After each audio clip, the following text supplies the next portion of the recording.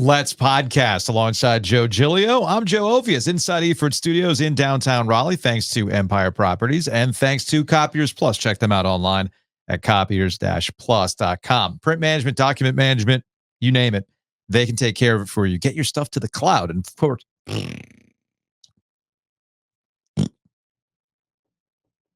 it again. Okay, here we go.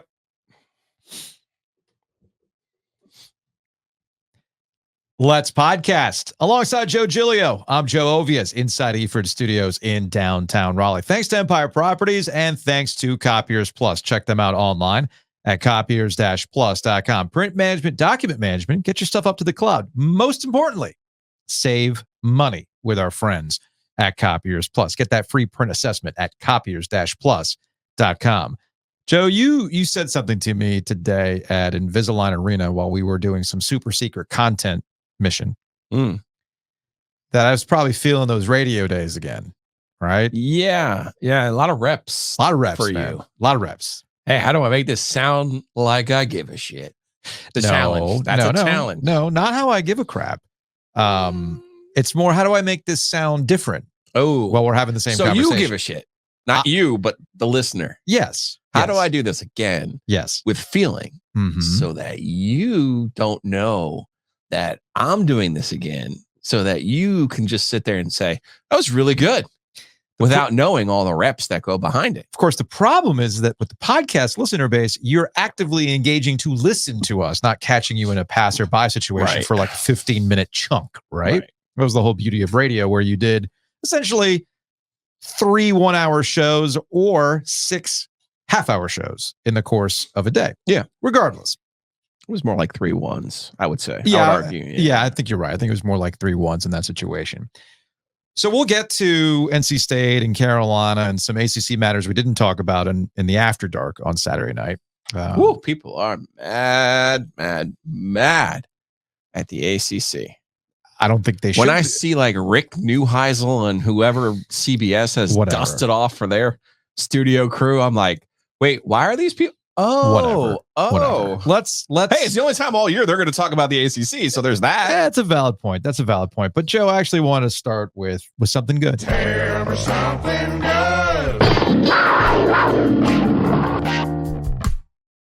Yes, the Carolina Panthers lost to the Cincinnati Bengals. The Red Rifle did not get his revenge on the Cincinnati Bengals. They didn't cover either, but that's not what the name of this segment is. Tell me something good, and I can tell you something good about the Carolina Panthers. Yes, they lost, but in their loss, how they lost, they just look like a normal-ass football team.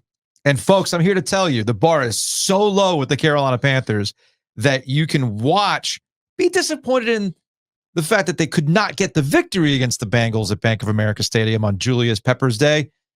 But I'm here to tell you, they look like a real boy, a real football team with some level of plan from the coaching staff with what they want to do offensively. But just like all the other football teams that are not in true Super Bowl contention, they have one glaring problem. And it's the problem we all knew was going to be. The defense. So I can tell you something good. Congratulations to the Carolina Panthers. You just look like a normal football team. Congrats. You might think that's not a lot, but it is. It is. We were talking on the OG mailbag on Friday about how we could stratify college football into the elite upper class, the middle, and then the lower class. The NFL really is, for better or worse, and I know technically they're not that much different, but really it is the Chiefs over here, way up here on the graph.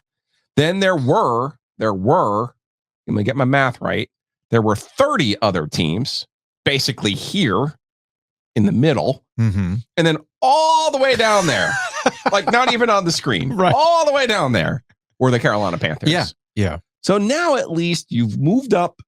You're in this clump with the other 31 teams where you're like, on any given Sunday, if we do the things right, don't turn the football over. We run the football. We stop the run. Going to give ourselves a chance. What is probably going to be a 1-score game. Yeah. Right. Yeah. Lo and behold, look where they were on Sunday. They could not stop the run. They were able to run the football. They weren't necessarily mistake prone unless you want to talk about some drops. But I thought for the most part, Chuba Hubbard, and again, that commitment that, Dave Canales, Handsome Dave, said he wants to see to that run game, I thought for the most part it was there. But one of my all-time favorite quotes was from Ted Roof before he had taken over from Carl Franks at Duke when he was just the defensive coordinator. And this is back in 02, 03. And he goes, man, when you can't stop the run, that's a headache that won't go away. Yeah. Ain't nothing you can do when you can't stop the run, man. And they couldn't. Yeah, and there were some key situations where, you tackle a guy. But we had just seen a full half of football between Carolina and Duke where there was not a lot of tackling going on. So it was a carryover effect for the Carolina Panthers. And I'm not trying to be sarcastic or cutesy when I say this. This is a thing that looked like wasn't going to get any better, even with a new head coach in Dave Canales. And I think the part to focus on, and I don't want to talk about... they lost two guys from their defense who made the majority of their plays. Yeah. Frankie Louvu and Jeremy Chin were two guys who really were their stat stuffers. But the defense was a known quantity. A problem. We kind of knew what the issue was defensively, and it's coming home. Not to mention Brian Burns, your biggest playmaker. Yeah. No, there's not on the between the injuries and the talent you gave up for your various moves to get better elsewhere, specifically on the offensive side of the ball. Yeah, look, we understood the defense was going to be bad. So the question going forward was always about, was Dave Canales brought in to shake up the offense? He's this dynamic play caller. He's worked with Geno Smith. He worked with Baker Mayfield. Can he have that magic play out with the Carolina Panthers? And maybe it's just with veteran quarterbacks that he can do this with, but I can see what they're trying to do offensively. You can see with better execution, not a dropped pass, right? I think they had 4 or 5 drops in this game, which is a pretty high margin for the Carolina Panthers. You can see your guy, Xavier Legette, get targeted. Yeah. All that kind of stuff. And there is some optimism based on what you're working with to see that something is there. Something that we talked about all offseason as it relates to Bryce Young. Is this somebody you have in place that can develop into what you want?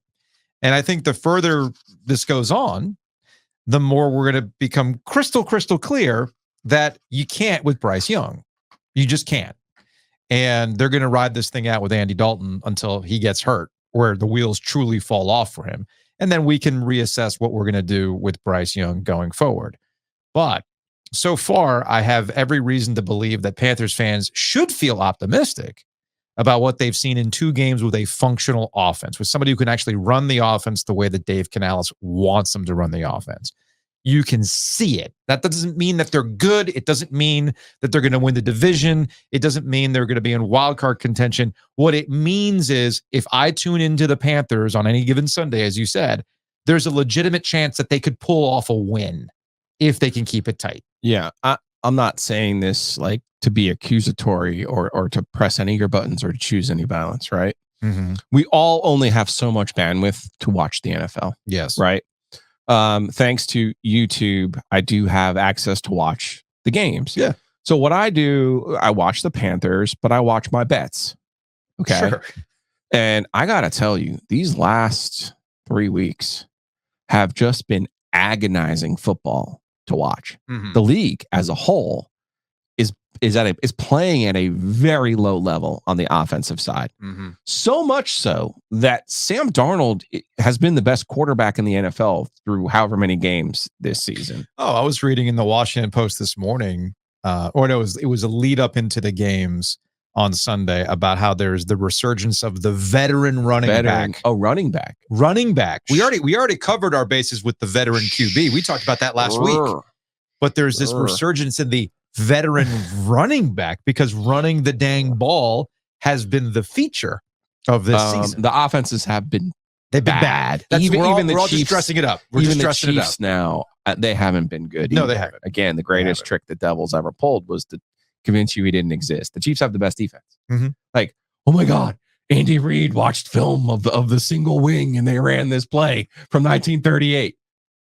Cool. The Chiefs have the best defense in the NFL, right? Like, I don't know how many different ways you want me to say it. The reason they're being successful. So that the true optimism there for the Panthers is now they are one of those teams. And that's what really should irk you about last year and the first 2 games of this season. It's like, wait, how were you so far behind everyone else when everyone else is struggling? It's not like you're stepping into this thing and Peyton Manning's out here zinging it to the Broncos in 13 or whatever year it was that he had it rolling hot. You're not looking at a Niners or Dan Marino and the Dolphins slinging it around the yard. You were looking at a bunch of teams who throw 2-yard routes and hope somebody can break a tackle. Well, I think we know the answer as to why they looked the way that they looked. It's Bryce Young. I think that's the largest part of it for sure. But you have to have some confidence too, right? Because again, why would the game in Vegas would the Panthers look so much better defensively than they had at any point in the previous year or the first 2 weeks or even this week? Well, right? As Antonio Pierce talked about after that game, after that loss to the Panthers, he talked about business decisions were being made, right? But that gets back to the larger point we're trying to make. Everyone's in this muddled group together, man. Yeah, and sometimes they have it, sometimes they don't. Are you going to be the team that happens to have it all go together? And I think with the Panthers, they probably find themselves. I mean, they had. Here's where again I get back to the whole entire thesis of this opening statement of this opening segment is that the Panthers had opportunities in the first couple of drives of that game to get out to a lead, but execution down the stretch, completing plays, finishing was the buzzword that Dave Canales used a lot in the postgame. Learning how to finish. Yeah, you might have it one game, you might not have it the next game. Now you just got to do it consistently. If they can get consistent like that on offense, then they're going to find themselves in more games than not. You just hope the defense can hold it together. Simple as that. So you getting back to your thing, how could they look so bad? Yes, there's the confidence. Well, that comes back to a quarterback that lost all of his confidence from last year. And despite all the efforts of the coaching staff to try to rebuild it in the preseason, it all came back to him the hard way once the season started. So the question going forward is how much of a break does Bryce Young need in order to even look like a competent quarterback in the NFL? I don't know the answer to that. Plus, I also don't know the answer is if, whether or not the Panthers are the team for him to do it. Of course, we're going to get into wonderful speculation mode. You said you didn't want to choose violence earlier today. You always say that. It's like, dude, stop saying that. Just go all in, man. I don't even know why you're like, oh, I was trying to be nice. No, there's no need to, because I'm not going to be nice right here. Oh, last week we talked about the insiders, right? The Adam Schefters of the world. Yes. Did you see the report around Bryce Young as it relates to the trade? Oh, no. I only saw the Christian McCaffrey one where it was literally, I don't know. There's that one. Yes. There's what's up with that one. Yeah. What's up with Christian McCaffrey? I don't know. Nobody knows. Okay, cool. My personal favorite last week leading up to the game was all the speculation about Bryce Young and what his trade value is, stuff that we talked about. And I'm pretty sure Schefter was the one that reported, or was an ESPN pool of reports that said, there's interest in Bryce Young. It could happen at any moment, or they could just wait till the offseason. Man, that's a wide window. That is a wide window when it comes to the discussion about Bryce Young and a trade. Anyway, the sun will come up today. There will be sun, and it will set in the west. Yes. Regardless, if you take anything from this segment, Panthers fans, congratulations. You just have a average football team now. Ain't nothing wrong with that. And there's nothing wrong with it. You should be happy about this, given where things were. What do you? I smell a segue. What's that? What's the segue? Dave Doeren and his comments about winning. I'm not going to apologize. Never be mad about winning. Never be mad. Never be mad about winning. Housekeeping. Big thanks to Enovana for sponsoring Housekeeping. You can check them out online at enovana.com. Green Cleaning Solutions. If you have mess inside your mansion or trash in your cabana, get it clean with Enovana. Clean. So housekeeping a little bit different right now, because I know that while we're talking about football, we're talking about sports like we typically do on this podcast, there's something else going on in the state of North Carolina that's pretty devastating. And I'm having a hard time processing all the imagery that I'm seeing coming out of the western part of the state after Helene came through, dumped a bunch of rain on a state that had already been dealing with a bunch of rain, and conditions were ripe for catastrophic flooding in cities that both you and I, Joe, love, and a lot of our audience loves. And we have listeners that are out there as well. And again, it's not any one city. It's not just Asheville. It's not just Boone. It's the entirety of the western part of the state that was devastated by this. And look, I'll be straight up and candid with you. When you see that stuff, you have this idea of like, well, I want to do something, right? But you just don't know what to do, at least not right now. So the only thing that we really can do is highlight how people can help and we can help, right?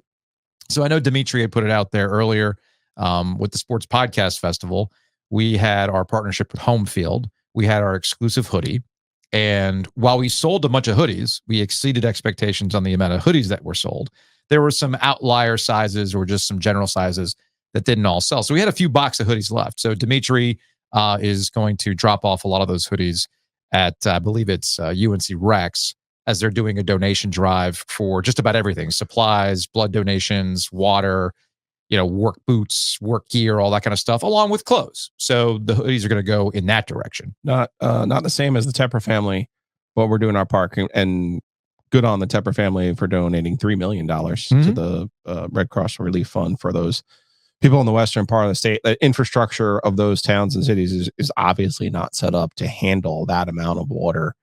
So just a true calamity, and hopefully the weather will cooperate and that water will dissipate. And as soon as their lives can get back to quote unquote normal, that would be a true gift. Yes. So donations. And this is the other thing too. I was texting with Adam Eschball and Whit Baker over from Bond Brothers and Standard Beer, because that's another thing that kind of aligns with what we do. We talk about beer a lot with the 919 Vice podcast. We talk to a lot of breweries that are based in the western part of the state that might have tap rooms here. And how do you help, right? So right now the consensus seems to be donating a bunch of items, and you can drop them off at various locations. There is a group called Operation Airdrop that helps out with this. And I know this was making the rounds to help out with the QR code and everything else. So if you're watching on YouTube, you can just pause the video and hit that QR code to see what the supply list that's needed, along with truck rental and with items, right? And the drop-off locations are a lot of the places that we've talked to on 919 Vice, right? Our friends over at Glass Jug Beer Lab in the RTP and their downtown Durham location. There's also Full Steam and Boxyard that's helping out. They also added Burial in downtown Raleigh over here by Transfer Food Hall. It's not too far from us here in Eford Studios. And of course, our friends over at Bond Brothers in Cary on Cedar Street. So they've got a whole list of supplies that they need. And I'm actually going to pull that up on YouTube as well, so you can kind of get a general sense of what they're looking for. Sports drinks and powdered packets, hydration packs, baby wipes, diapers, bug spray, sunscreen, utensils, non-perishable food, cleaning supplies, toothbrushes, toothpaste, pet food, hand sanitizer, sanitizer wipes, all sorts of stuff, right, that are needed. Things that they're not going to take with Operation Airdrop include used clothes, water because of the weight that's involved, but hydration packs obviously will help. Chemical fuels, things that are flammable, they're not going to take. But if you're interested in more information, you can go to operation-airdrop.com to find out some more information and get a general sense of where you can drop these items off. Who knows? We might find some other ways to help out. We might try to attach ourselves to a potential blood drive going forward. But those are all things that have been kind of kicking around as I've seen, Joe, all the devastation in the western part of the state. I know I have friends that live out that way. I know I have friends who have kids that go to places like UNC Asheville or App State, and it's going to be a while. We've seen it in the state of North Carolina before, but usually on the eastern part of the state, we see this. It's a little bit easier. It's accessible, so to speak. Expected even. Yeah. Not up there. No, it's not up there. Not up there. So hopefully that puts somebody in the right direction to help out if you haven't been helping out already. That's really all we can do right now, but we'll see how that changes as the week goes on. Want to thank our corporate champions here at Ovies and Giglio. Big thanks to our friend Matt Davis over at State Farm. Check him out online at insuregarner.com. You can call 919-779-8277 as well to speak to an actual human, which is always good. But again, you can go to insuregarner.com, theoginsurance.com. We'll see Matt at the Golf Classic on Friday. We will. Matt's playing in my group. He's excited. Yeah. I'm seriously questioning your competitive integrity already, and you haven't even swung a club yet. Why? I think you're going to tank when my group comes through. No, I'm just going to swing like I normally swing. Okay. I don't know if I trust you. Okay. Because I know you're capable. Like, I figure you're going to take 18 swings on Friday. Yeah. I figure you got 4 really good ones down the middle in you. Likely. They won't go far, though. Right. But how we'll have it set up on that 12th tee, it doesn't need to go far. Okay. I also figure you probably have like 8 that are usable in addition to those 4 really good ones. Mm-hmm. Then there's going to be 6 that are like DEFCON 2 emergencies. And I'm worried that you're just going to tank for my group. Okay. I'm worried about this. So can we get some reps? Can I get you out on the range? Can I borrow the 14 wood so I can get some reps with the 14 wood? Or would that be against the spirit of competition because not everyone has access to the 14 wood? You know, it's interesting. You and I had a conversation offline about how, you follow rules. I do. And stuff like that. I'm a stickler. Which is bullshit. Because when it comes to these contests and whatnot, you follow rules, but you also like to win. And oftentimes there are these things come together and decisions are made. Okay. It's fair. So I just want to remind you when we did stupid taste tests and things like that with previous radio bits, who was the one that provided all the actual catch-ups that you got wrong? You did. And then who was the one who thought, oh, I know what I'm going to do here. I'm going to use the same beer. Oh, it's pretty cool. Yeah, but it wasn't truthful. It's fair. I was trying to win. Right, you were trying to win. Okay. So these are things. So you're saying trust you. What dog in the fight do I have? Plus, you think that I'm in control of my swing? I do. Now that's the biggest. That's another thing about the Giglio brain. That's a good point. That cracks me up is that you really think as often as I golf that I know what the hell I'm doing with a golf club. Let me ask this to control it. Let me ask this. This is like, the ACC was conspiring to make sure that Miami won that game because, playoff revenue. Yes, because, football officiating in the ACC always gets it straight. When they want it, right? Have you even hit the 14 wood No, it's still in the wrapper. Okay. I like that. I will unwrap it that day. I like that. So yeah, you have a preconceived, what I always enjoy about you, I really love this about you, is that you have it in your head what you're actually like sometimes. Right.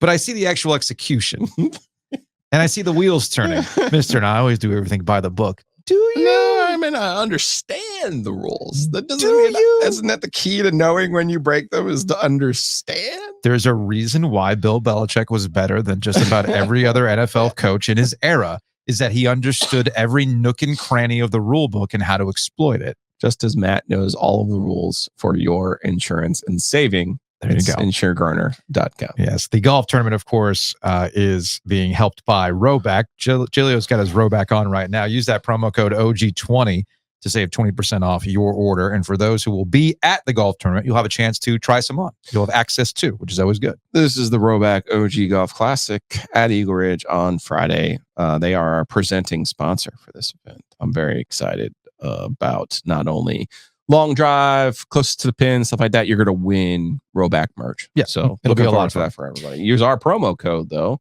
OG20, and save on your first order. Let's take a break. Let's take a hockey break. Brought to you by Happy and Hill. Big thanks to our friends over at Happy and Hale for being a corporate champion. You can check out their app. It makes it super, super easy to order online, pick up your food as you are out and about and on the go. Like, that's my kind of day today. So I will be taking advantage of Happy and Hale and that app. So again, we thank them for sponsoring Ovies and Giglio, along with our friends over at Mosquito Authority and Pest Authority. You can contact Mosquito Authority and Pest Authority at bugsbite.com. You can bundle and save. Yes, Joe. You are spending your day on Friday at between the 11th and 12th hole where my parents' house is. Mm-hmm. So I send out the message about the information with the golf tournament. Hayes Lancaster, Mosquito Authority, Pest Authority says to me, I'm sending out the bug treatment to your parents' house we'll have it done before Friday. Perfect. And I said, you know who's really going to like that? Joe Ovies, because that's where he's going to be stationed all day. So even when we're out on the golf course, even when we were out at the can opener in Durham, Mosquito Authority, Pest Authority is there for you. They could be there at your house. Bugsbite.com. See, I see you're creating conditions so I'm not like itching a mosquito bite in the middle of a swing. I'm looking out for you. Nice. No, you're looking out for yourself. That's ultimately what it's about.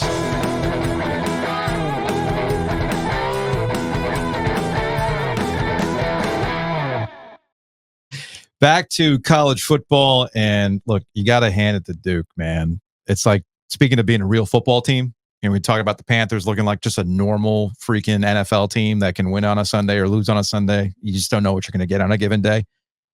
They started with Mike out. Post David Cutcliffe, Duke's football social media went from not really doing much to, hey, Duke basketball is really good at this. Maybe we should do that for our football program. And I think they achieved peak social media over the weekend in their win against North Carolina. First, there was you versus the deck she told you not to worry about. Buddy, that's close. That's good. It's pretty Did you good. say that fast? You versus the deck. The deck she told you not to worry about. On one picture, they show you the Tar Heel tent or whatever they're calling it there at Keenan versus the Devil's deck at Wallace Wade Stadium. So that's really, really good. But then they beat North Carolina, 21 unanswered points.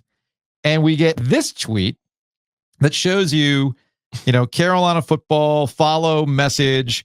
I'm pretty sure this is from Instagram, right? Or no, this is from Instagram.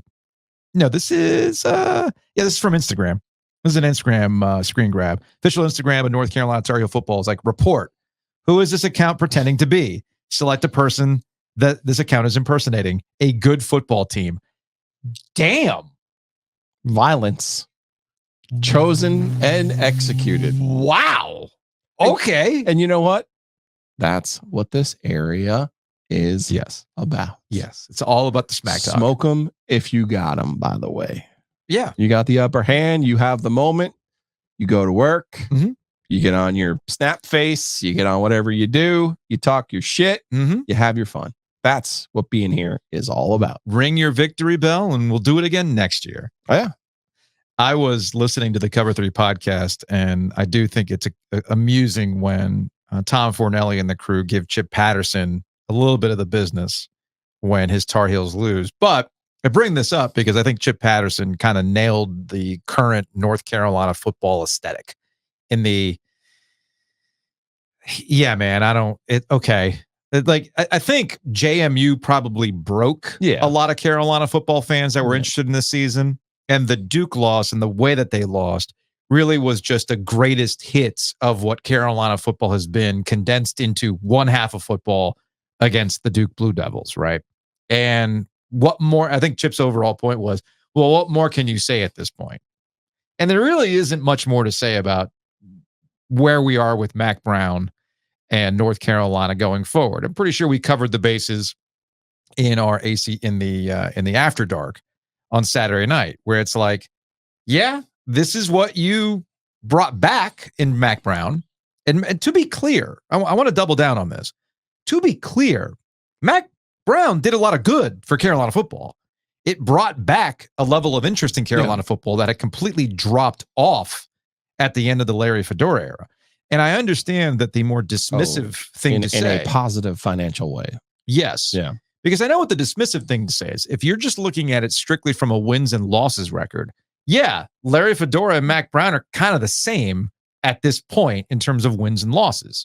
I understand what you're saying, but let's not act as though the end of the Larry Fedora era wasn't a bad drop-off in terms of any sort of vibes around the program.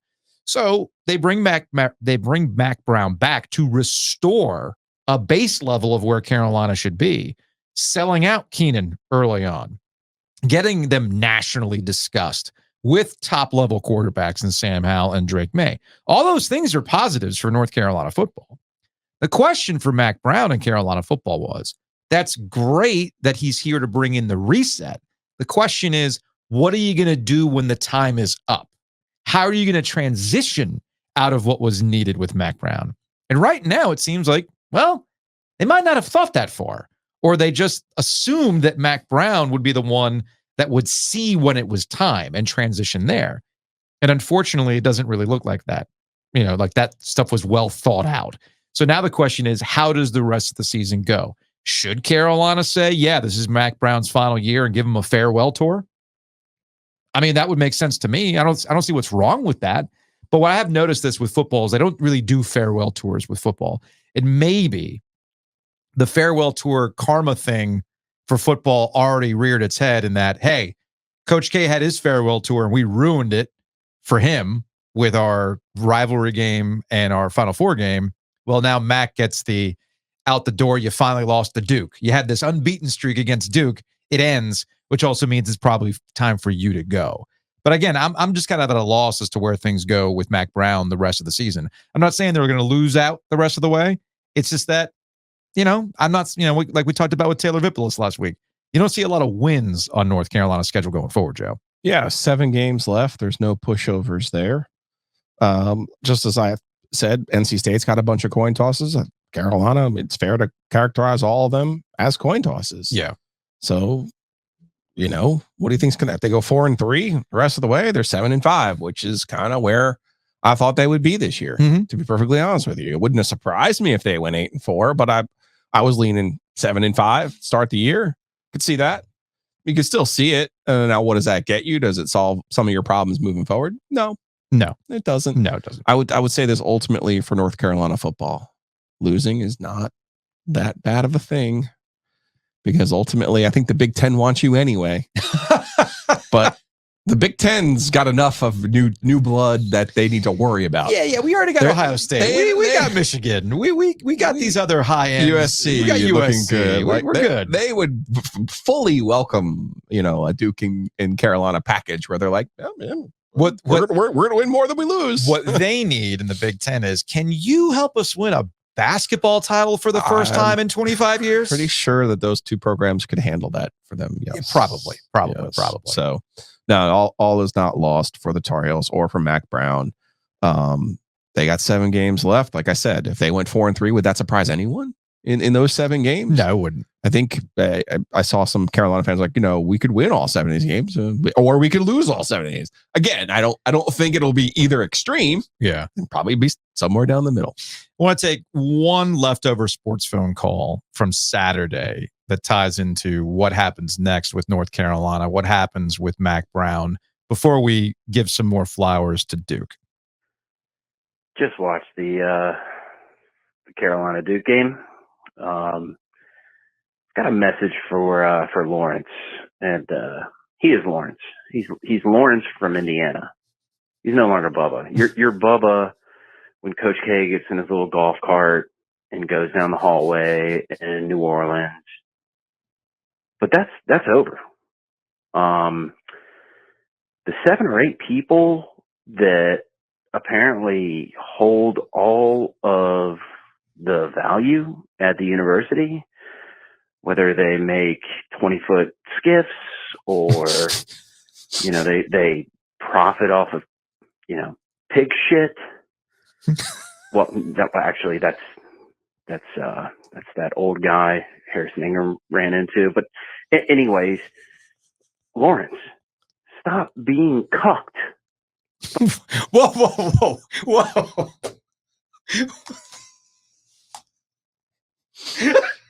Did not have that on the bingo card.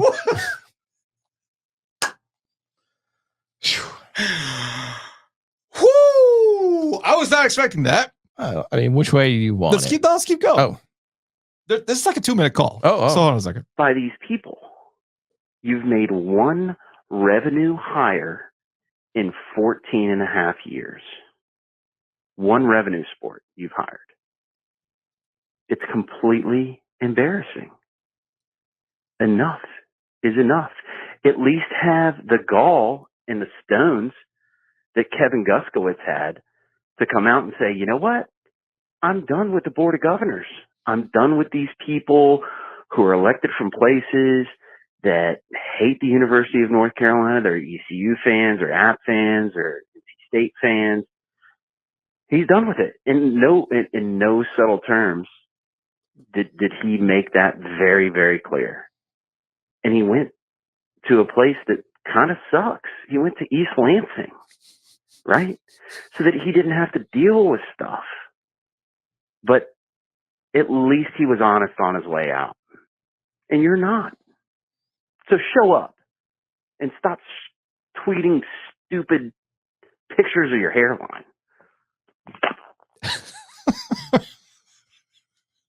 Well, then. Person is not happy. No, not happy. But I do think the caller made a very, very good point about Bubba Cunningham and the Board of Governors and the BS. I mean, we talked about this with Bubba Cunningham a couple of weeks ago with, hey, show us your budget. Like, what are we doing here, guys? You really don't think I got a handle on this kind of stuff? But it is a curiosity with Bubba Cunningham that I have had and how you handle this. What is the one revenue sport hire he's actually made? The one he's actually made. It was a tough one. Oh, well, he hired Larry. He hired Larry Fedora. Yeah. That was a tough hire, given everything that had been going on with the NCAA scandal. All right. But he didn't have to hire the basketball coach ultimately. Hubert Davis was, classic Dean Smith maneuver by Roy Williams to make sure that his guy was the one who was going to be the head coach. I mean, I'm not saying that Bubba Cunningham didn't make a call to certain guys. I mean, he joked about it with us a couple of weeks ago and it's like, yeah, well, I had to make sure that Mark Few didn't want the soccer job first, right? So Bubba's got a good sense of humor about this, but I do feel that ultimately with these two major hires in the last hiring cycle for football and basketball, these were business decisions, if you will, to get the guys that the money people wanted. In the case of football, it was bringing back Mac Brown. In the case of Hubert Davis, it was very much a basketball family situation that, hey, man, if this is what Roy wants, it's probably what Roy's going to get. So it'll be interesting to see how this plays out, however it plays out with Mac Brown going forward. That guy was mad. Yeah, man. I told you. You did say the people who care about Carolina football really care about Carolina football. They legitimately care about Carolina football. Not a lot of them, but they legitimately care about Carolina football. Just like there are Duke football fans that are mad at you. They are. They're mad at you, Joe. It's all about that, though. That's what this is all about. In what sense? Again, you're having a moment. Talk your talk, yeah, talk man. Your shit. That's what we're here for. Yeah, talk your shit. There's nothing wrong. I'm not mad at you. You shouldn't be mad at me. Well, it's interesting. I didn't see this while we were doing the show on Saturday, but I think the comments that were made by the players, I think even Manny Diaz was in relation to how they've been playing. They referred to it as in the sewer, right? Yeah. Which I like that. I like that. I do think, and I think it validates some of the way that I talked about Duke going into this game and what we saw in the second half. Duke has been in positions like this throughout the season. They've stuck with it and they've found ways to win. That's valuable over the course of a season, as opposed to North Carolina, where you're hanging on by a thread. And when the wheels start to fall off, well, it cascades, it compounds. So that's kind of what we ended up seeing on Saturday night between the Tar Heels and the Blue Devils. And that's credit to Manny Diaz. And that's credit to the coaching staff for having that team ready to go and the players buying into what they're doing. Now, I had no idea what to expect of Duke this year. Mm-hmm. I do know, as anyone else, you could look at their schedule and go, they better start quickly because the back half of their schedule, starting with that Carolina game, picks up. Yep. Business does pick up. So you can't do any better than 5-0, number one. So now you see, well, what can they do in this coin toss the rest of the way? All of a sudden, 4-3 for them is a 9-3 season, which no one saw coming. Oh, nobody saw that coming. No one. No, nobody saw that coming at all. No way. No way. Over to NC State, some leftovers from that game. And yeah, Dave hit us with the don't be mad about winning, which is the remix to shit, be happy we won. So salute to Dave Doeren on that one, mixing it up a little bit. There was one more residual sports phone call, leftover sports phone call from the weekend that I thought was relevant to our conversations today. Hey guys, I just wanted to call and talk about, everyone's frustration with Dave Doeren and, how even when he wins, it's hard to watch and, everyone's just upset. But look, for me, at the end of the day, if you win, you win. I don't care how you get it done. There's many other things that you can be frustrated with Dave Doeren about, namely the guy cannot recruit. He has been at NC State for 12 years and not a single year has he out-recruited Carolina. Even the years when the fucking wheels were falling off of Carolina, he couldn't out-recruit them. At the end of this 2023 season, right, he could have gone up to kids and said, look, like, we just took a true freshman and made him the ACC Rookie of the Year. I've been here for 12 years and I kept all my coaching staff. That's stability. I'm one of 6 coaches who has 8 or more wins every year for the past 4 years, right? Like, I beat Carolina 3 years in a row, and he is still getting out recruited by Carolina right now when the fucking plane is crashing to the mountain over there. It is absolutely pathetic that year after year we have to keep saying, well, we'll do more with less. We'll do more with less. Just 1 year. Just do more with more. He has shown he cannot get these kids this talent to come and buy in. It is maddening. All right, I got to go. My watch is saying my heart rate is spiking. I love the show. Love what you guys are doing. Shout out to Drew. Fuck Carolina. People who do not like cursing on this podcast are going to be very upset with today's episode. Very upset with today's episode. I get what he's saying. Do more with more. I do understand the premise. That's there. what this year was supposed to be about, Right. by the way. I get that. But the recruiting thing, like, they're trying to say this about Carolina. Like, just because you, quote unquote, have better players out of high school doesn't mean you know what to do with them. That's overrated. Also doesn't mean that they are actually better than the ones that they're rated in front of, right? I think Dave knows how to recruit. He just doesn't. Yeah, this is like a Shaka Smart situation, if you will, without the Final Four. I get that part. Yeah. But Shaka, when he was at VCU, went and got his guys, developed his guys, played a certain way with his guys. Goes and gets a Texas job, and Texas is like, yeah, cool. I'm not interested in anyone from Baltimore. No. I'm not interested in anyone from DC. I'm not interested in anyone from Virginia. No. You need to recruit player X, Y, and Z from this Houston AAU team, and you need to pay them in order for them to play here under the old rules, right? So he flamed out. He went and said, screw this. All this money ain't worth it because, you know, my life is all about my next contract. I'm not going to get to my next contract. I'm going home. I'm going to Marquette. By the way, one of Marquette's best players is from Baltimore. So, like, you are who you are. And what has he done? He's made a tournament team. They've competed at the highest level in the Big East. They're a top 10 team done with the players that he has always tried to go and get. That's who Dave is. He's going to recruit the players that he can get. And I remember when Tom O'Brien was hired, Jerry Putterkuski was his recruiting coordinator. And the statute of limitations has passed, but in private, he shared with me a study that they did on players in the state of North Carolina and where they're inclined to go to college and what the statistics show. Greensboro, Fayetteville, Charlotte, all of the different areas that are quote unquote, favorable to NC State or favorable to Carolina. And sure enough, just as you would encounter in the wild, there are more Carolina fans than State fans. There are more people who grow up and go, I want to go to Carolina rather than I want to go to State. Like, at the risk of going off on the tangent here, Will Shipley had 25 people in his family graduate from NC State. And where'd he go? And he was like, nah, I'm good. I'm good. I'm good. Yeah. Josh Downs' dad, Gary, played at NC State. Nah, I'm good. Nah, I don't want to break news on the OG. I'm good. I'm gonna go play for my Uncle Dre at Carolina. Yeah. Right. So this is a reality of the situation. This is my long answer to you of saying, doesn't matter who the coach is going to be. It's always going to be that way. So you might as well have a guy who can develop. Yes. And be able to build a different mousetrap. Now, I think that's also not exactly fair to Dave in terms of like a Naheem Hines and a Peyton Wilson who grew up and it was a Carolina fan and ended up going to State.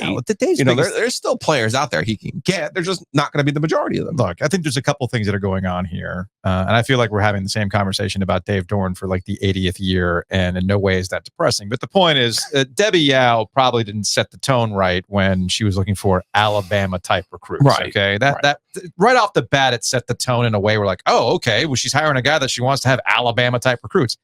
You're not seeing Alabama type recruits. Okay, that didn't play out. So what are you good at? Well, developing.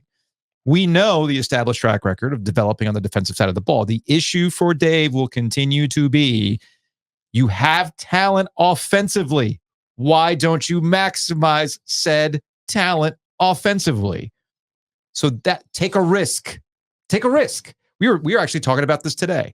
You're revisiting the story about CJ Bailey. You added a wrinkle to this. Yeah. In that apparently on the video game, one of your kid's buddies kept going to CJ Bailey, right? Because he's like, well, in the video game, he's better. Yeah. No, he would say in real life, he's better. I'm just going to put him in. Okay. So there you go. So you put him in. But it gets back to that story that you like to say, well, he didn't look good in the last game of the spring.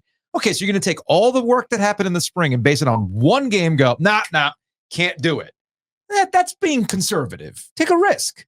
And I think that's the issue for Dave going forward. Now, all that being said, the rest of the schedule is very much in line for a Dave Doeren special with the Wolfpack. They're 3-2, with the 3 wins being against non-Power 5 opponents. Empty calories as hell. And they have not looked good. Man. They've all been adventures. They have not looked good in those games. They have not been surefire wins. I get that stuff. And the 2 teams that they happen to play that are outside that group have slaughtered them. Slaughtered them. They weren't even contests. Well, I will say, in fairness to NC State in the Tennessee game, it was a game for a half before the wheels fell off. Okay. The Clemson game was over from the jump. But the rest of the way, I don't see anything that is going to make me go, oh, well, they're going to get boat raced by this team. It all comes down to the Dave Doeren specials, the thing that Dave loves to do. Don't beat yourselves. And if they can do that while developing CJ Bailey along the way, they'll have another 8-win season. But there are 2 games you can't lose this year, folks. 2 games that'll really change the tenor around Dave Doeren. And what are those 2 games, Joe? It's not this weekend against Wake Forest, who's given up a bunch of points per game. Although if you lose to this Dave Clawson team, they're down bad. Maybe it does kickstart things in a bad direction for Dave. But they got Duke, they got Carolina. Dave already had to answer the questions of how the hell did Mike Elko get Duke on game day and beating Clemson like that, like it was nothing. Okay. And it took you 10 years to do this. Just be Clemson. Right. What are you talking about? So there's that.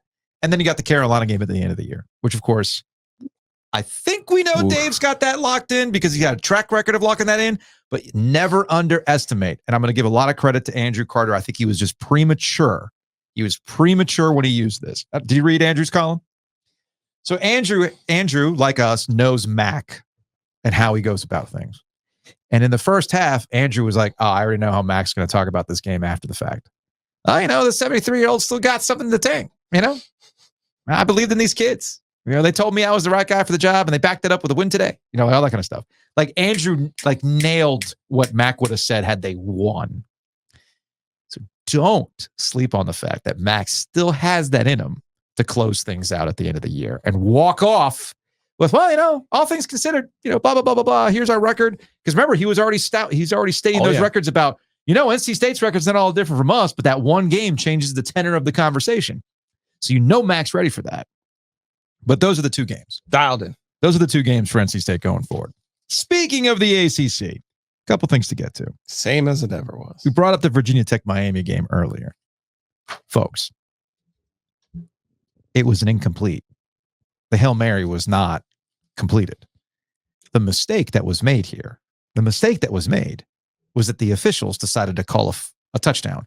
Joe, how many times have you seen that replay between Miami and Virginia Tech on Friday night? I don't know that I've seen the definitive proof, but here's the thing. If you are an official in that situation, how in the world could you say definitively that there was a caught ball in that situation? I think it was our friend Austin Johnson who had suggested on Twitter that they should just allow these officials to say, we are just directly going to replay because we don't have a call because of the confirmation bias and really the setup of the replay system. Mm-hmm. Whereas if there's a call made on the field, now the burden of proof becomes you have to have the ability to overturn it. Now, they said they had enough information to overturn it with the 1 a.m. press release from the ACC saying, I'm glad they did that a Miami player had touched the ball while out of bounds, thus making the play dead right there. Yeah. Those are the rules. Fine. And seeing the replay, that tracks. But the biggest mistake that was made with the rules as they are currently constructed is I was going to curse even more. How in the hell do you call a touchdown in that situation? What did you see in real time? What if you have that superhuman ability, you got that eyesight, you shouldn't be officiating. You should be on the boys. Wasn't it just that the Virginia Tech player emerged from the mass with the ball, You and have then no idea what happened in that pile. Just because it was a Miami I'm just player. I'm trying to get through the thought process of why they would do it. Is what I'm getting at. Technically, a Miami player emerged from the pile with the ball. Okay. They thought they had intercepted or had swiped it away. So in that situation, you can't call a touchdown. That was the first mistake that was made. You cannot call a touchdown in that situation. So you know what other game that crew worked? Yeah, I heard they worked the octolateral. How is that even possible? Dude, that can't be possible. Dude, I got no idea. Worked these two I got no idea. Miami gifts. I know. Now, the octolateral to this day still makes me mad because there were so many things that happened in that sequence that were wrong. From a forward pass to stepping out of bounds, that play should have been called dead way before it ever got to Miami scoring a touchdown in that situation. All right. But don't be mad at that officiating crew. Be mad at college football. Be mad at ultimately the NFL for not implementing the freaking sky judge. Did you see the clip of the Charlotte Command Center with all the TVs? Yeah. You spent all that. We're always, we need more money. You just spent all that money on that command center. Use it as a sky judge. I did use it as a sky judge. I don't know why this is so hard. I can't remember which game I was watching, but the NFL now has an expedited review. Yeah, I saw which is essentially the sky judge. Yeah. So I was like, oh, okay, cool. Here we go. Yeah. I will say this. When that happened on Friday night, I was like, man, if that had happened to NC State. Oh, my goodness. We already know. We already have the Brian Underwood game where he know. didn't step out of bounds. So it's like. We know. We know. If that had happened to pretty much any other family. And Virginia Tech, by the way, is cuckoo for Cocoa Puffs, just like NC State is. Oh, I know. So they're going to be on this one for a long time. Tell you what, if you are, and this is what happens, folks, when I actually sit down and don't have anything going on a Friday night and I can actually watch football. Hey, Virginia Tech, you're super, super upset about the officiating and you're all worried about conspiracies because I heard, who did I hear make this joke? Oh, it was Pat Forty on the Yahoo Sports college football podcast. Well, no, it was Dan Wetzel. Wetzel's like, oh, yeah. What helps us with the playoff revenue? Yeah, to Miami. No, incomplete pass. The conspiracy. No. You know what the real conspiracy is? Brent Key and his inability to clock manage down the stretch. How many plays did they run in the last minute plus? Yes. Or Brent Price. Sorry, I'm getting my Brent's confused. Very typical for this podcast. Brent, Sam's, whatever. Whichever one that is. Really? How many plays did you run in the last minute plus? I thought Virginia Tech, once they had the double digit lead, I had a Miami ticket and I cashed it out because I was like, okay, they're not going to win this game. That's fair. So that's fair. Anyway, in watching the game too, like Cam Ward, he struggled in this game. Oh, because they actually put pressure on Cam Ward. Now Miami's offensive line. Yeah. Look, but how on brand would it have been for Virginia Tech to have lost to Vanderbilt and Rutgers and then beat Miami and then somehow, be the ones who end up being ACC champions? Oh, that must be the reason why Jim Phillips made the call, right? Like, we're not doing this again. It's not Miami that he was pro. It was like, it was more. No, we can't. You can't have this happen. You lost to who? Well, that's the thing. Is like we already got Florida State shitting the bed. Oh my gosh, smooth. Your boys, Joe, came through. I think that had more to do with Florida State, but that's neither here nor there. Look, I was watching a little bit of the ACC network, and I'm glad that Mark Richt is finally saying the quiet part out loud with Florida State. You want to make it about DJU? It ain't about DJU. It's about Mike Norvell missed big time. And I know that you have the audio of, give me my freaking money back at this point. Give me back my son. And of course, you got Clemson quietly taking care of business. Rough shot. I know Joe's a Clemson hater, but I'm here to tell you. They're ACC good. They are. I'm here to tell you, Dabo's going to be insufferable when they win the ACC again. Insufferable. Oh, then they'd be a 4 seed. I was going to say they'll be the 5. They could play the 12, but no, they'll be the 4 seed. They're going to win the ACC. Yeah. They're going to quietly, all the attention's on Cam Ward, and obviously the dumpster fire that is Florida State. People made their decision on the Georgia game from the jump. Yeah. Ooh, by the way, did Georgia know when that game started? Did Georgia know? Were they aware when the game was supposed to start? Just double checking on that one. Let me guess, you had another bad beat on that one. It wasn't a bad beat. Now I know they came back and took the lead. I would much rather lose that way. Fair. Than any other way. Fair. That's a good point.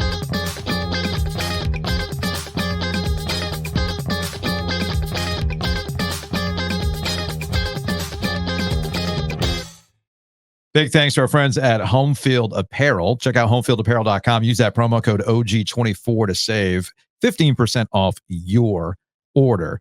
You see all those hoodies down there on the bottom of the YouTube screen, but they go beyond the hoodies, which we talk about all the time. And it's going to be hoodie season here soon. They have incredible licensed hats. The dad hats are awesome. The shirts are incredibly comfortable too.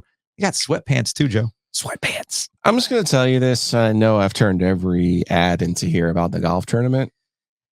But our friend Josh at Homefield is amazing because I said to him, I want to buy coaches' jackets to give away at the golf tournament. We had talked about that when he was in town. We had talked about that, yeah. And he was like, well, like what size, what team? Mm-hmm. And I was like, ooh, these are all really good questions. I said, I could guess XL's probably us, right? I mean, State, Carolina. Let me guess. He's stepping up. He's stepping up and he's going to give to our winning team. Perfect. Each person on the team is going to get a $250 gift card for Homefield Apparel. Awesome. So if you weren't planning on cheating at the Roback OG Golf Classic before, not condoning you now it, but have incentive to blackmail Ovies to make that 14 wood slip out of his hands. Joke's on you. You all think I have control of that 14 wood? No, absolutely not. But we do have a promo code for those who don't end up winning the OG Golf Classic. OG24, save 15% on that first order. Comes in handy. Joe, trust me, I wish I had control of my wood. Okay? I wish I had control. Hey, the deck she promised you. All right, big thanks too. Again, trauma dump on Homefield. Big thanks to our friends over at Hometown Realty. Check them out, myhtr.com. You can buy and sell with confidence. Taking a guaranteed offer is literally leaving money on the table. Guaranteed offers are a winner for those giving you the guaranteed offer, not for you. So go ahead, contact Hometown Realty today. Say you bought that house, you sold a house. You got to take it to closing? Our friends over at Whitaker and Hamer can help you out. Attorneys and counselors at law, locations all across North Carolina. Your legal needs can be met with our friends over at Whitaker and Hamer. Also, peak tailgate time. Peak football time. Hockey season's right around the corner. Our friends at Breeze Through have you covered. Check out breezethrough.com for more information. PNC, Carter Finley location, kind of our home base around here. But they've got locations all across North Carolina, conveniently located around football stadiums. So that will come through in the clutch. I need to get a sounder of your dad saying, it's Lenovo, Joey. What happened with that? I don't remember this. You just said PNC again. Oh, I did. It's Lenovo. Who's got the big red? What did you call it? The red nipple. The red nipple. Anyway, who's got control? I'll delete. Joey, Pack Pro. Dr. Bradley. You know he's a Pack Pro.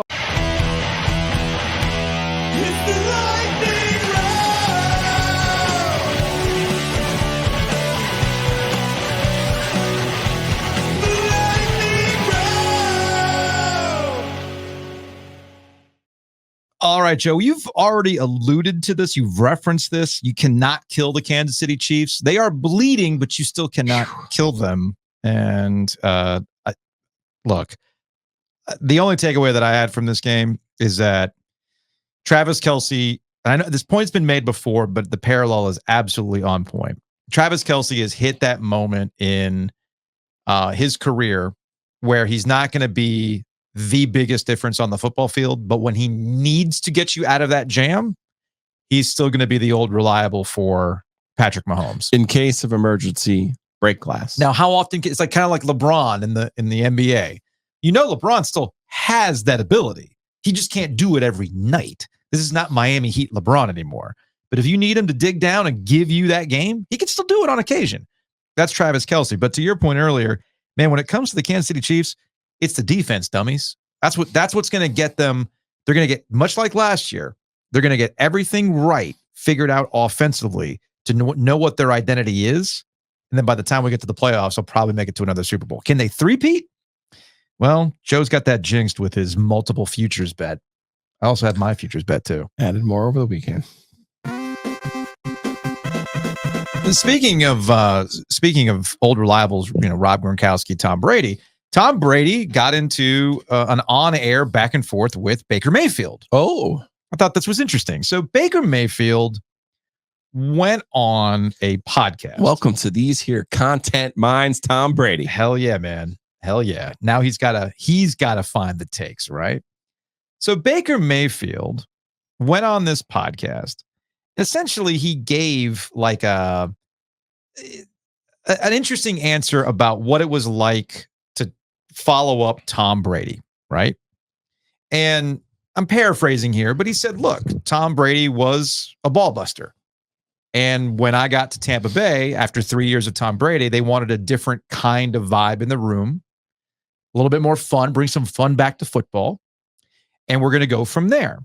So here's your timeline. Tom Brady wins the Super Bowl in 2020 with the Tampa Bay Buccaneers, comes back, they win 13 games, win a playoff game. They get knocked out by the Rams in the divisional round. And then what did he do after that, Joe?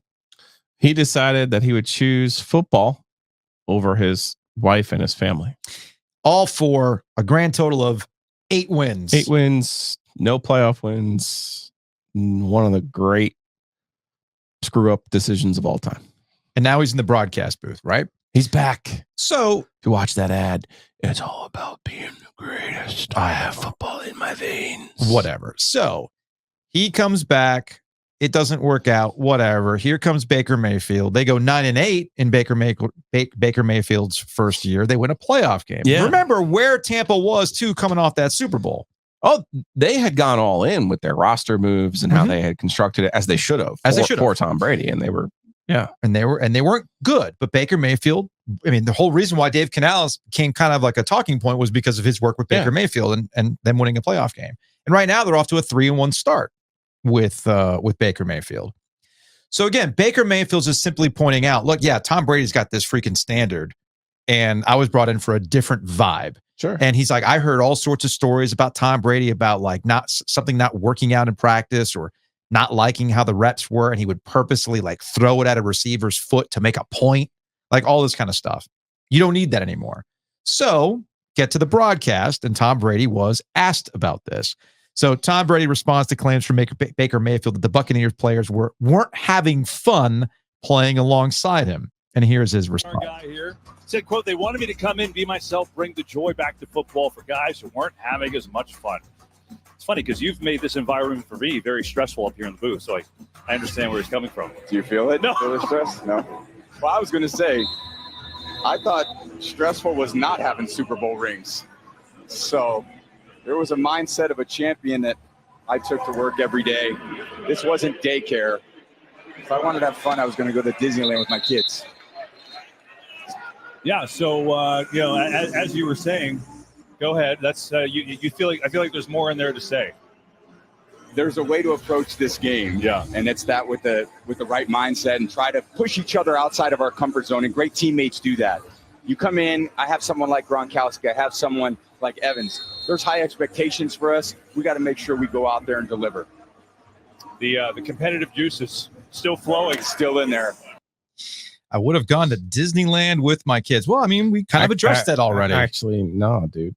That's not what you chose. That's actually not what you chose, right? Right. Okay. There's a lot to unpack here. Also, we're living in Florida. You weren't that far from Disney World. It's okay. I let that slide. Okay.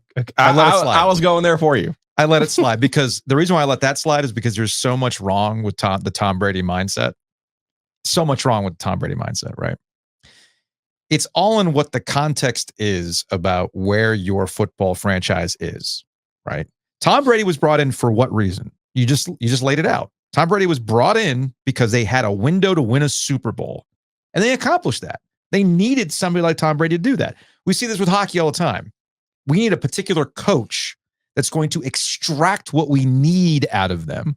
Said coach eventually runs his course, and then they have to go in a different direction. Well, same thing applies here with a quarterback. He was brought in to get a Super Bowl. Baker Mayfield was not brought in to win a Super Bowl. Baker Mayfield was brought in to make the best of the situation coming off the hangover that was the Super Bowl. Also, much like hockey coaches, I'm going to keep using hockey coaches as an example. A lot of hockey coaches have a shelf life. Yeah. They come in, they kick ass, they grade on people, and then they move on to the next job. Tom doesn't seem to understand that, hey, man, after a while, people do get sick of your stuff. You do great on people after a while. And when you've accomplished what you needed to accomplish, that does not mean that you're going to get those same results. And when things start to fall off and you're still acting the way that you are with no adjustment, people are going to get over you after a while. They're appreciative of the Super Bowl and the excellence and raising the standard for the Tampa Bay Buccaneers. But that does not mean that that's always the right way to go about it. But that's ultimately my biggest problem with Tom Brady and what I feared with his broadcast stuff. It's all going to come back to a lesser. It's a less. I'm trying to find the right way to put it. They had all week to polish that, and it still wasn't any good. It still wasn't good. It was like, hey, you have more to say, don't you? And then he didn't want to. And then in the end, it was like, I don't know, those competitive juices. And I'm sitting there thinking, what are you talking about? You're still not even really kind of. Here's what I was going to say. Like, hey, man. Here's what I was going to say. Jordan was Jordan because he was charismatic. Yeah. Okay. Tom Brady's not. That's always going to be the biggest problem with Tom Brady. And this whole like, I just want to win. Yeah, man. Everybody wants to win. Yeah, but I'm doing the sacrifice to win. Yes, you literally did do the sacrifice. You can go out and win. That's great too. I can respect that. But you're missing one key ingredient that keeps you from elevating to a Jordan level. And that is charisma. There's zero charisma with Tom Brady. And the whole do your job stuff will work on the football field. But in this kind of staged environment, like you said, man, I ain't buying it. I'm just not buying it. So, but congrats to Fox, man. They're doing everything they can to make Tom Brady feel good about himself. And if they think it's a good broadcast, so be it. Elsewhere. Part of the situation leads to Doug Peterson and Nick Sirianni. Who's going first, Joe? The Jacksonville Jaguars coach or the Eagles coach? Who's going first? I would say traditionally the Eagles have less patience than pretty much any other franchise. So I think it's closing time. The Eagles at least have, in their defense, the Eagles have a bunch of injuries that could be piling up. Okay. So there's that aspect to keep in mind. With Doug Peterson and the Jaguars, it was you're supposed to be the adult in the room. That's the adult in the room that was going to get the best out of Trevor Lawrence. They've lost 9 games in a row now? That's a bit of a problem. So I think Doug Peterson's going to be the first one to go to salvage something out of the Jacksonville Jaguars the rest of the way. Speaking of having quarterbacks and looking like a genius, Sean Payton, ladies and gentlemen. I mean, they did enough to beat the Jets. So I guess that's good. But did you see Bo Nix's stat line at one point? He had -7 yards. Dear.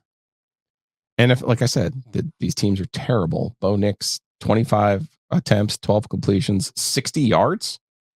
Brutal. Gross. Absolutely brutal. But on the other side, you've got Aaron Rodgers and Robert Saleh. I correctly woke up this morning and I thought, what's ESPN going to be talking about today? Because the NFL is dog shit. It really is. So you need drama. It's not interesting. The games are not good. I'm with you. And we can make all the Chiefs and referee jokes that we want. I find them to be amusing, but ultimately they're just not all that interesting. So I correctly woke up today and I go, oh, I know what today's going to be. It's going to be an overreaction to the Jets and Aaron Rodgers losing a football team to a bad Denver team. Now, Robert Saleh and Aaron Rodgers at least giving us content around them not being so hot right now and the offense not looking exactly right. So this is from SNY Jets. Robert Saleh talks about the cadence on offense and how that has been a problem in regards to penalties for the Jets pre-snap. I think they had like 19 penalties in this game, something ridiculous like that. This was an issue last year, though, Robert. Last year, I think you guys were 1 or 2 in the NFL. Yeah. Penalties. Now this year, I think you're 4. I mean, what needs to change to clean it up? Well, we got to figure it out. Whether or not we're good enough to handle all the or ready to handle all the cadence. Cadence had not been an issue all camp.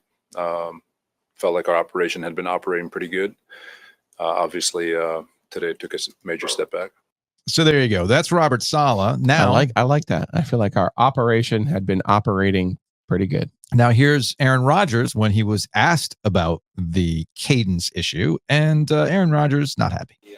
The cadence specifically, Robert said that might be something you guys have to dial back a little bit. Is that something you think could potentially help the situation? It's one way to do it. The other way is hold them accountable. I mean, we haven't had an issue. We've had one false start. Morgan had one false start, I believe, until this. So, it's been a weapon. We use it every day in practice. We rarely have a false start. And to have, 5 today, it seemed like 4 or 5. Yeah, it seems like an outlier. I don't know if we need to make mass changes based on, kind of an outlier game. So there you go. They didn't win one for Nathaniel Hackett, which is a bummer. I'm sure Aaron Rodgers was very, very upset about that. And he's now annoyed with his coach because they brought up cadence issues. Well, why don't you hold the players accountable for doing that? This is what happens when you marry Aaron Rodgers and his lack of accountability with a coach that's not that good. You put them together, magic, Joe. 13 penalties in a 1-point loss. Oh boy. Well, that'll do it. That'll do it. Last point I wanted to make in this NFL lightning round. Last week I said that the Washington Commanders with Jaden Daniels should be your sneaky pick to win the NFC East because, like most years, the NFC East is the coastal of the NFL. If you want chaos in your division, the NFC East constantly provides. There are no real good teams in the NFC East. But, buddy, Jaden Daniels looking pretty good.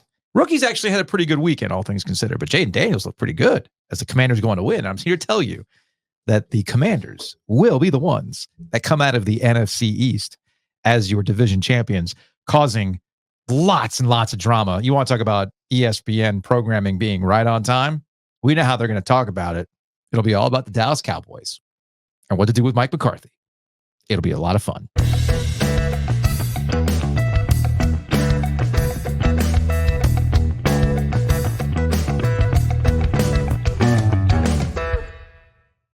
Big thanks to Two Roosters for being a corporate champion. You can check them out online at tworoosters.com.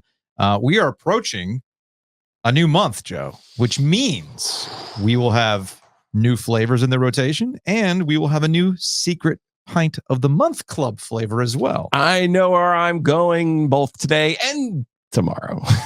Yeah. Gotta go to the Roosters, get that last batch of strawberry cheesecake, and then tomorrow comes the new flavors of the month. October, I'm guessing it'll be autumnal. I'm looking forward to it. A lot of pumpkin spice, I'm guessing. Looking forward to it. A lot of pumpkin spice. If you go over to the Lake Boone Shopping Plaza area, you can go to Roosters to get a pint to take home, and then you can go over to Butcher's Market to get some stuff to cook to bring on home. So hang out at thebutchersmarkets.com. That Lake Boone location has a wonderful, easy in and out, get your sandwich and enjoy your lunch situation.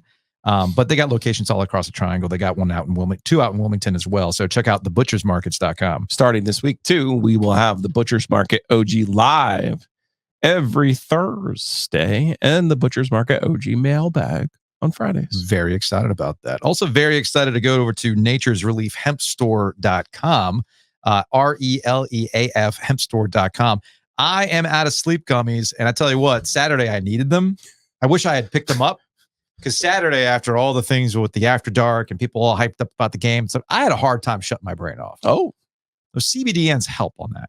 They do. So if you're looking for something like that, they've got it at Nature's Relief Hemp Store. And of course, our friends over at O2 Fitness. I was there on Friday, actually, getting the kids out there to get some gains.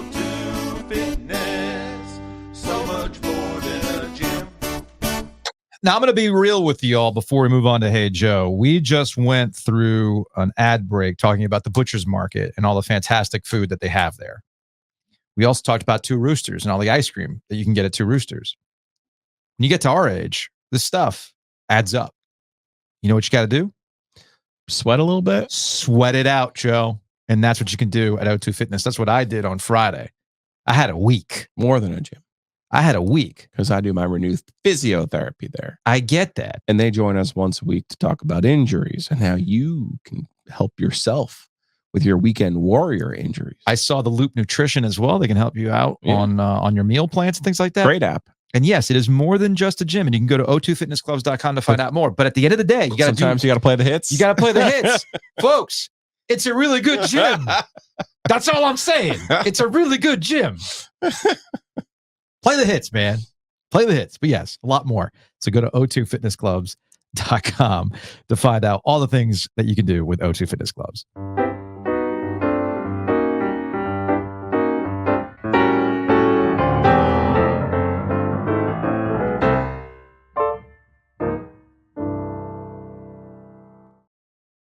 right, let's get out of here on some Hey Joe. We will go to our After Dark from over the weekend. First comment, Giglio was drunk. You weren't drunk at the After Dark on Saturday? No. Okay. I was drinking during the day. But you were fine. No, I think the reason why probably more sleepy than anything. I think the reason why people thought you were drunk is that you were actually saying nice things about here we go. Big of Giglio to finally give Diaz and Duke some flowers. His Jersey love affair with Mike Elko has been more and more evident since he left town, and he has been dismissive at best of all things Duke over the last 9 months. I saw on Twitter that somebody said, "Oh, Giglio must have been drinking because he did say nice things about Duke on Saturday night." Yeah. From John, why is everyone so down on Mac? He's never won a conference championship at Carolina. Matter of fact, neither has any others. They've only won 7 conference championships, 2 in the Southern Conference, 5 in the ACC in their many years of playing football. Let's see. We got time for Mac Brown to go. Let another middling coach bring Carolina to these dizzying heights of mediocrity. We got a couple Duke fans be like, we'll never get any respect. Oh, we got Jay Clemens. Great win by Duke. As far as UNC, they're finding out the downside of the Mac Brown hire. I actually think Mac should have retired after getting Carolina to the ACC championship game back in 2022. That way, a new coach could have taken over a program in relatively good shape with maybe one more year of an all-ACC QB. But I will say with NIL and open transfer market, that totality of Mac being brought back to establish Carolina as a good football product once he leaves is now insignificant. Once Mac leaves, there will probably be a mass exodus right along with him that may leave the team in a worse shape than it was when Larry Fedora was fired. From KB Klein, dude, the F-bombs. I know we're all adults, but maybe my grandkids are in the room and can't listen. Just saying. Think of the children. Always think of the children who have never heard an F-bomb in their life. From Robert, what is sad is that NC State is trapped in football mediocrity.